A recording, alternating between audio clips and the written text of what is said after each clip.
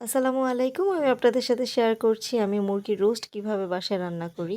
খুবই সিম্পলিভাবে রান্না করি কিন্তু খেতে ভীষণ মজা হয়। প্রথমে এখানে মুরগির পিসগুলোতে আমি লবণ, লেবুর রস আর হালকা একটু ফুড কালার দিয়ে মেখে আমি কিছুক্ষণ রেখে দিয়েছিলাম। সময় না থাকলে সাথে সাথেই ভেজে নেওয়া যায়। আমার হাতে একটু সময় ছিল। আমি এগুলো হচ্ছে তেলের মধ্যে আমি ভেজে নেব খুবই হালকা করে।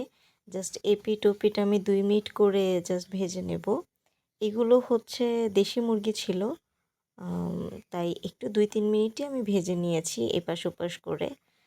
আমি ৪ পিস নিয়েছিলাম। মানে এখানে একটা মুরগির আরকি পিস নিয়েছিলাম।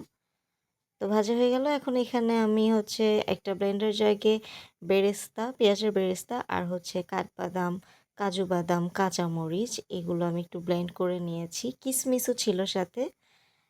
তারপরে আমি এখানে রান্নায় চলে যাব। প্রথমে কড়াইয়ে তেল দিয়ে আমি পেঁয়াজ কুচি দিয়েছি। তারপরে আস্ত গরম মসলা দিলাম, তারপর আদা রসুন বাটা এগুলো আমি আমার পরিমাণ মতো করে দিয়ে দিচ্ছিলাম।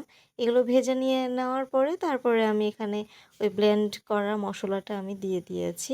তারপর এগুলো ভালোভাবে আমি কষিয়ে নিয়ে তারপর এখানে পরিমাণ মতো লবণ দিলাম, হালকা একটু লাল মরিচের গুঁড়ো দিলাম। তারপরে এই মশলাটা আমি কষাতে কষাতে এক একটা মশলা দিচ্ছিলাম। আমি এভাবেই রান্না করি।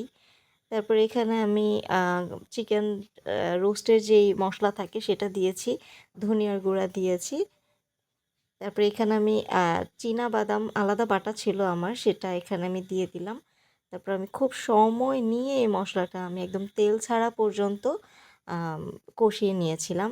এরপর আমি ভেজে রাখা চিকেন পিসগুলো দিয়ে এটার সাথে ভালোভাবে মিশিয়ে নিয়ে কিছুক্ষণ কষিয়ে নিয়েছি। তারপর আমি এখানে টক দই দিয়ে দিয়েছি।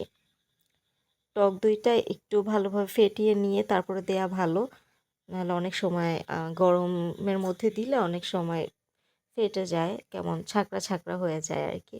তারপরে এগুলো আমি একটু পানি দিয়ে আমি এই চিকেনটা সেদ্ধ হওয়া পর্যন্ত এটা আমি জাল করে নিয়েছি। চিকেনটা সেদ্ধ হওয়া পর্যন্ত আমি ওয়েট করলাম। তারপরে যে এখানে আমার অনেক পানিটাও শুকিয়ে গিয়েছে। একদম লাস্ট পর্যায়ে আমি এখানে দুধ দিয়েছি। আপনারা চাইলে পানিও দিতে পারেন। আর হালকা একটু নিচে দিয়ে লেগে গিয়েছিল দেখে একটু কালো হয়ে গিয়েছিল। আপনারা এই কাজটা এই ভুলটা করবেন না। তারপরে এখানে আমি একদম লাস্ট পর্যায়ে চিনি দিয়েছি। তারপরে আবার একটু গরম মশলার গুঁড়া দিলাম, তারপরে দিয়েছি একটু জিরার গুঁড়া, তারপর মিক্সড করে নিয়ে একদম লাস্ট পর্যায়ে আমি কেওড়া জলের ২-৩ ফোঁটা দিয়েছি ফ্লেভারের জন্য। ব্যাস আমার হয়ে গেছে খুবই মজাদার চিকেন রোস্ট। একদম সিম্পলিভাবে আমি প্রায়ই রান্না করি। আর আমার এই চিকেন রোস্টটা আমার যাকে যাকে খাওয়িয়েছি সবাই মাশাআল্লাহ খুবই প্রশংসা করে। আপনারা এভাবে চাইলে ট্রাই করতে পারেন। Thanks for watching.